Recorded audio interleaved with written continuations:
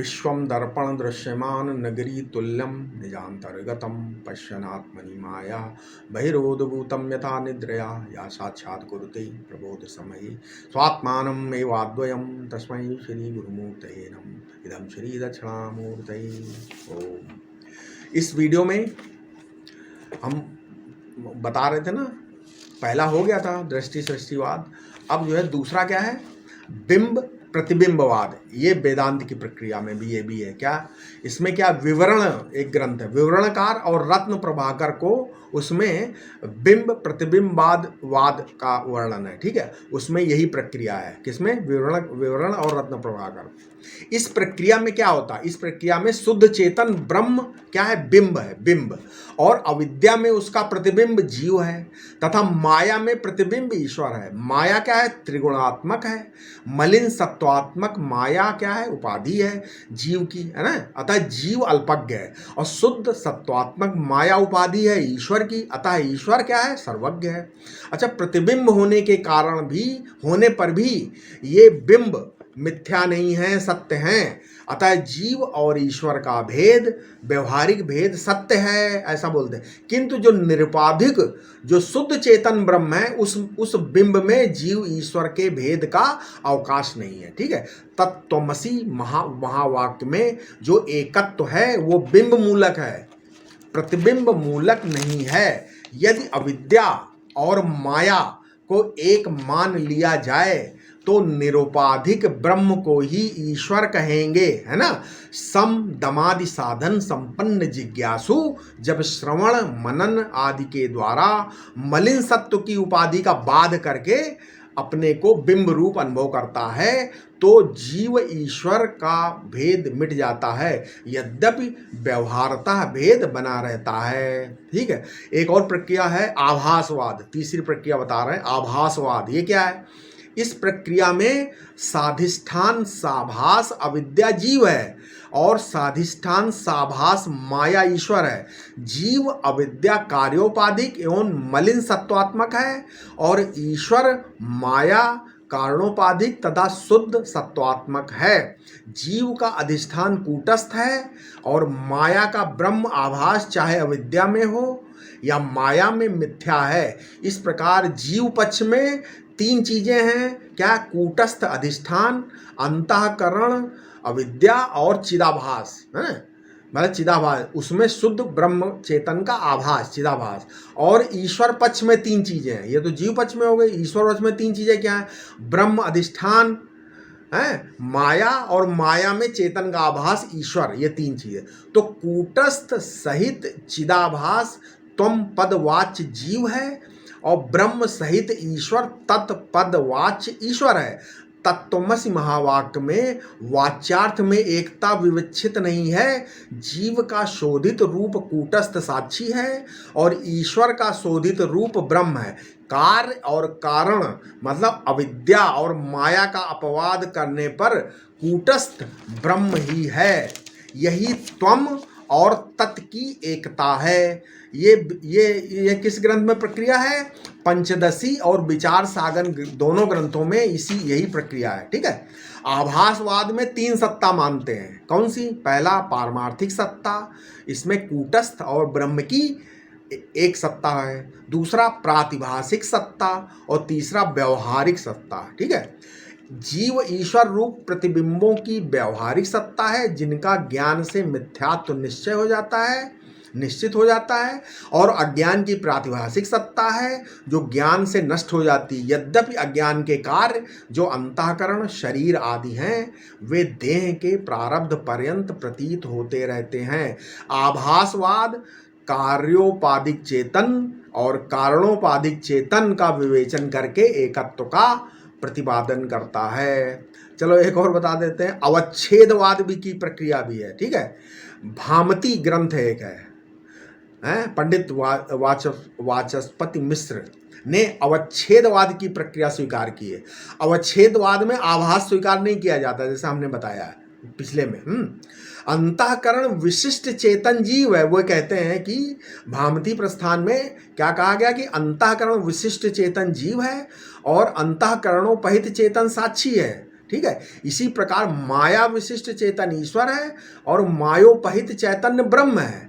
अंतःकरण कार्य है और माया उसका कारण। तो त्वम पद का वाच्य जीव है ना। और लक्ष्य क्या है? साक्षी।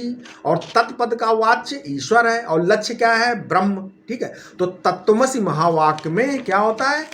साक्षी और ब्रह्म की एकता बताई गई है। ठीक है। अवच्छेदवाद देश की उपाधि मानकर पहले अंतःकरणावच्छिन्न चेतन मतलब जीव और मायावच्छिन्न चेतन ईश्वर का विवेक करता है। फिर क्या करता है? उसके बाद तदंतर निरुपाधिक अनवच्छिन्न चेतन में दोनों का ऐक्य करता है। ठीक है, समझ में आ गया? अभी इस प्रकार ये हमने सारी प्रक्रियाएं आपको बता दी हैं। बहुत कठिन प्रक्रियाएं, लेकिन हमने उसको समझाने का प्रयास किया आपको। वेदांत में ये सारी प्रक्रियाएं हैं। ठीक है। अब आजकल के तो वेदांती लोग तो पता नहीं क्या क्या वेदांत पढ़ते हैं कहाँ से। ठीक है, चलो अब इसके बाद ये जगत मिथ्यात्व प्रकरण समाप्त हुआ है। यानी इति श्री योग वासिष्ठ सारे जगन मिथ्यात्व प्रकरणम नाम द्वितीयम प्रकरणम। ठीक है। अब तीसरा अध्याय है तत्व ज्ञान प्रकरण। यहाँ इसमें तीसरा अध्याय तत्व ज्ञान प्रकरण का। अब इसमें आगे कौन सा श्लोक? 56 श्लोक। कौन सा है? तत्वात्मबोध एवैकः सर्वशः तृणपावकः प्रोक्तः समाधि शब्देन न तूष्णीम अवस्थिति मतलब केवल आत्मा और ब्रह्म की एकता के ज्ञान से ही विषय वासनाएं, ठीक है, क्या है? घास के तृण के समान भस्म हो जाती हैं, अन्य किसी उपाय से नहीं। इसी अवस्था को सहज समाधि कहा गया। केवल मन का विलीन होना समाधि नहीं है, समझो। अच्छा, योग दर्शन है ना, पातंजलि योग दर्शन में भी समाधि से मोक्ष नहीं माना गया है ना। आपको समझ बताया कि नहीं कि समाधि में मोक्ष नहीं। वो भी बोलते हैं कि जब निर्विकल्प समाधि होती है उससे विवेक ख्याति होकर मोक्ष सिद्ध होता है। यानी योग दर्शन भी तत्व ज्ञान से ही मोक्ष मानता है। चित्तवृत्ति का निरोध समाधि है। योगश चित्तवृत्ति निरोधा। अब 5 प्रकार की चित्तवृत्तियां हैं। कौन कौन सी हैं? प्रमाण, विपर्य, विकल्प, निद्रा और स्मृति। ये सब 5 प्रकार की चित्तवृत्तियां जब निरुद्ध हो जाती तो क्या होता है? अगले श्लोक में उन्होंने बताया तदा द्रष्टु स्वरूपे अवस्थानम, है ना। तब दृष्टा अपने स्वरूप में क्या होता है? स्थित हो जाता है। यहां मैं वेदांत नहीं, ये योग दर्शन की प्रक्रिया आपको बता रहा हूं। ठीक है। सुसुप्ति में भी 4 वृत्तियां रहती हैं, 5 हैं। सुसुप्ति में भी 4 वृत्तियां रहती। क्या? प्रमाण, विपर्य, विकल्प और स्मृति, है ना। ठीक है। प्रमाण, विपर्य, विकल्प, स्मृति निरुद्ध हो जाती है, लेकिन निद्रा नामक वृत्ति सुसुप्ति में भी रहती है। मतलब जब आप सोते हो नींद में तो उसमें भी 4 वृत्तियां होती हैं। क्या वृत्ति है? प्रमाण, विपर्य, विकल्प, स्मृति, तो उसमें सुसुप्ति में निरुद्ध हो जाती है। ठीक, लेकिन निद्रा तो नामक वृत्ति सुसुप्ति, यानी जब गाढ़ी नींद में भी निद्रा नामक वृत्ति फिर भी शेष रहती है। वो निद्रा वृत्ति भी अगर जब शांत हो जाए तो वृत्ति सारूप्य भंग हो जाता है। ठीक है। तो वहां पर आत्मा ही आत्मानुरूप होकर केवल एक आत्म तत्व ही शेष रहता है। ये मैं वेदांत नहीं, समाधि की प्रक्रिया बता रहा हूं। ठीक है, योग दर्शन की। यहां ये समझना है कि बिना तत्वज्ञान के मोक्ष सिद्ध नहीं होता। तो समाधि से तो तत्वज्ञान हुआ नहीं, तो समाधि यहाँ पर आत्मा के ज्ञान के लिए केवल उपकारक है। ठीक है, क्योंकि आत्मा वृत्ति का दृष्टा है और वृत्ति का साक्षी होने से अतीत है। उदाहरण के लिए जिस समय हम तरंग को देखते हैं तो जल का भी दर्शन होता है कि नहीं होता है? अगर तरंग नहीं है तो साक्षात जल का दर्शन होता है।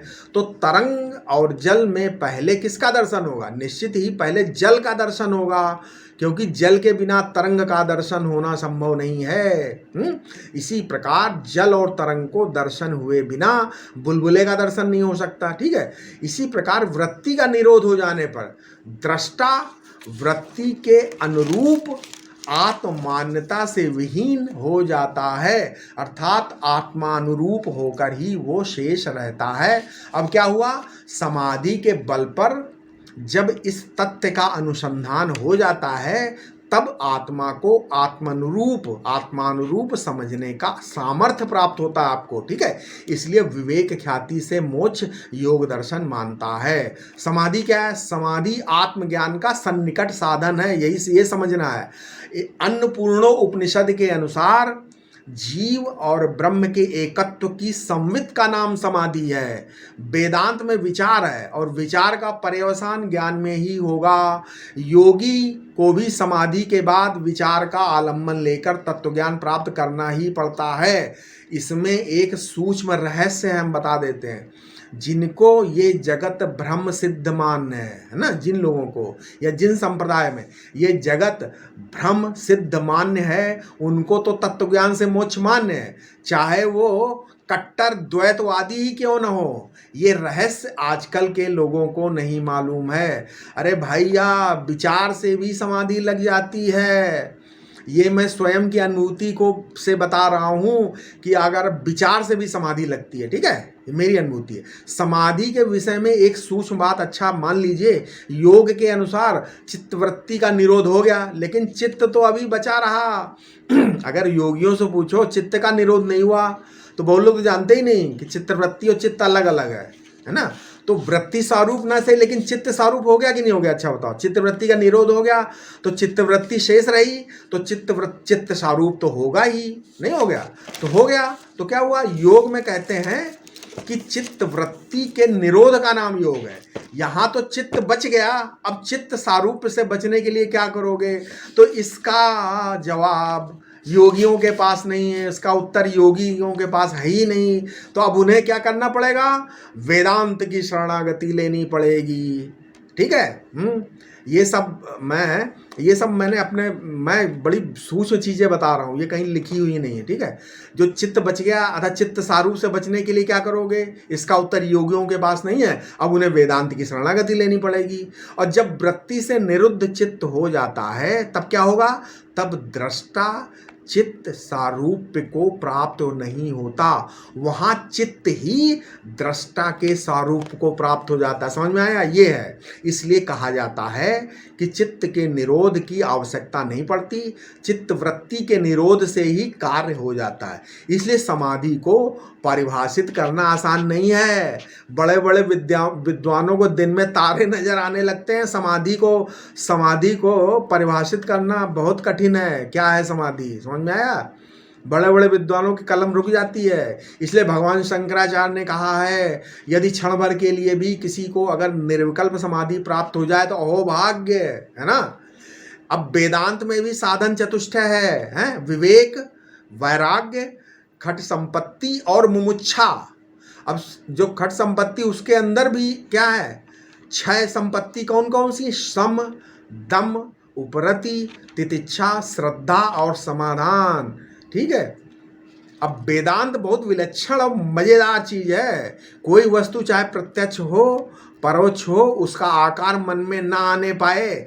अगर चाहे आकार दिव्य क्यों नहीं हो, चाहे भगवान की आकृति ही क्यों ना हो, आकार के मिथ्यात्व का ज्ञान वृत्ति की इस निर्विषय स्थिति में सर्वोपरि सहायक है। लय या निद्रा भी एक आकार है, स्वाद भी एक आकार है। ध्यान गया आपका? स्वाद भी एक आकार है, और निराकार की कल्पना भी एक आकार है कि नहीं है? यहाँ ध्यान नहीं जाता लोग कि निराकार भी की कल्पना करोगे, वो भी तो एक आकार है। मैं ब्रह्म हूँ, साक्षी हूँ इत्यादि भी वृत्ति के द्वारा प्रकाशित आकार ही तो हैं, नहीं है? अब इनसे रहित जो वृत्ति है, देश काल वस्तु के आकार से शून्य, यद्यपि घट के समान उसने ब्रह्म को प्रकाशित नहीं किया, मैं ब्रह्म को जानता हूँ ऐसा अभिमान नहीं किया, तथापि वह स्वयं विषय शून्य होने के कारण सत्ता शून्य है। ब्रह्म सत्ता से पृथक नहीं है। अब वो ब्रह्माकार नहीं, ब्रह्म ही है, ठीक है। ब्रह्म अर्थात मैं निरंतर हूँ, नैरंतर्य पैदा करना नहीं है। मैं अपने को भूल गया था, ठीक है। ये विस्मृति मनोराज्य मात्र है। मनोराज्य से असलियत में कोई फर्क नहीं पड़ता। तुम अखंड एक रस हो, हैं? ये सब मैं आपको प्रैक्टिकल बता रहा हूँ, ठीक है। समझ में आशा है जरूर आपको समझ